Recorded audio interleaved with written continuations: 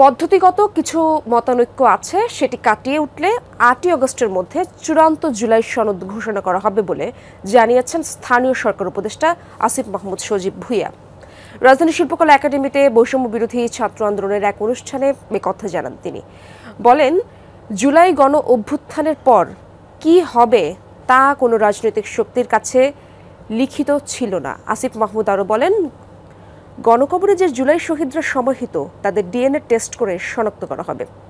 তাদের পরিবারের কেউ নিয়ে যেতে চাইলে সংশ্লিষ্ট কর্তৃপক্ষের সাথে কথা বলা হবে। তিনি জানান, 6টি মরদেহ এখনও ঢাকা মেডিকেল কলেজ হাসপাতালের মর্গে, হয়তো বেশি দিন রাখা সম্ভব হবে না।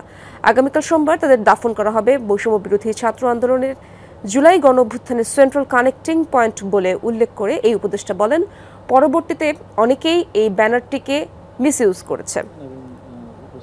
যারা আছেন গণমাধ্যম কর্মী, কারণ আমরা বাংলাদেশের যে বোঝাপড়াটা এই গুটি কত ছাত্রের ছিল না, পদ্ধতিগত কিছু বিষয় নিয়ে মতানৈক্য আছে, সেগুলোর মতৈক্যে যদি রাজনৈতিক দলগুলো পৌঁছাতে পারে তাহলে আশা করি 8ই আগস্টের মধ্যে জুলাই সনদ, যেটা আমরা বলছি জুলাই চার্টার, সেটার বিষয়ে একটা চূড়ান্ত ঘোষণা, চূড়ান্ত একটা বোঝাপড়ায় আসা সম্ভব হবে।